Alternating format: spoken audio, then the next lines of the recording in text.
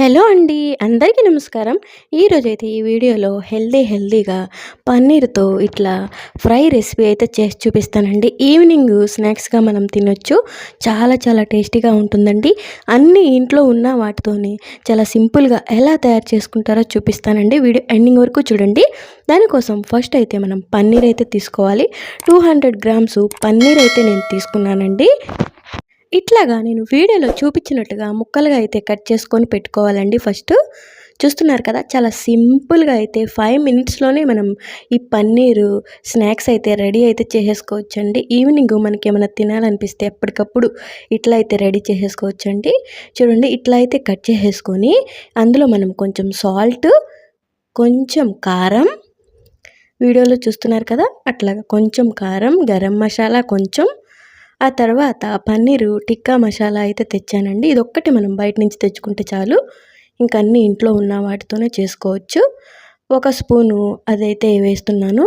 ఇప్పుడు 2 స్పూన్లు పెరుగైతే వేస్తున్నానండి. చూసారా, వేసాను కదా. ఇవి మొత్తం నీట్గా మనం ముక్కలకి పట్టేటట్టు కలిపేసేసుకొని పెట్టుకోవాలండి. ఇట్లా బాగా కలిపేసి పెట్టుకొని ఒక 5 మినిట్స్ పక్కనైతే పెట్టేసుకోవాలండి. ఇక ఈలోపు మనం కలుపుకొని పెట్టుకున్న తర్వాత ఒక 5 మినిట్స్ అట్లా పక్కన పెట్టేసి ఇక ఈలోపు మనం ఇట్లా అయితే కలుపుకొని పెట్టుకోవాలండి. ఇక ఈలోపు మనం పక్కనైతే పెట్టేసి ఒక ప్యాన్ అయితే తీసుకోవాలి. స్టవ్ వెలిగించి అందులో మనం 2 స్పూన్లు ఆయిల్ అయితే వేయండి. ఆయిల్ కూడా ఎక్కువ అయితే ఏమీ పట్టదండి.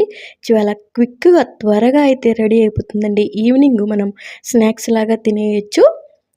చూడండి, 2 స్పూన్లు ఆయిల్ అయితే వేసాను. పన్నీర్ ముక్కలు అన్నీ ఇందులో అయితే ఇట్లా నేను వీడియోలో చూపించినట్టుగా ఇట్లా ఒక్కొక్కటి మొత్తం వేసేసుకొని ఎక్కువ టైం కూడా పట్టదండి.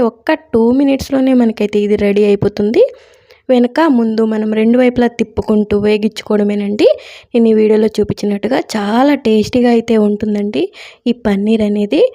ఈవినింగ్ మనం స్నాక్స్ ఇంట్లో ఏమీ లేకపోతే ఒక్కవేళ మీకు పన్నీర్ ఒక్కటే ఉంటే ఇట్లా క్విక్గా అయితే తయారైతే చేసేసుకొని చక్కగా తినేయచ్చండి. చాలా టేస్టీగా అయితే ఉంటుంది ఈ పన్నీర్ ఫ్రై అయితే. చూస్తున్నారు కదా, చాలా త్వరగా అయితే అయిపోద్దండి. చాలా టేస్టీగా కూడా ఉంటుంది. అన్నీ ఇలాగా తిప్పేసుకొని ఒకవైపు బాగా ఫ్రై అయ్యాక రెండో వైపు తిప్పేసుకొని ఫ్రై చేసుకోవడమేనండి.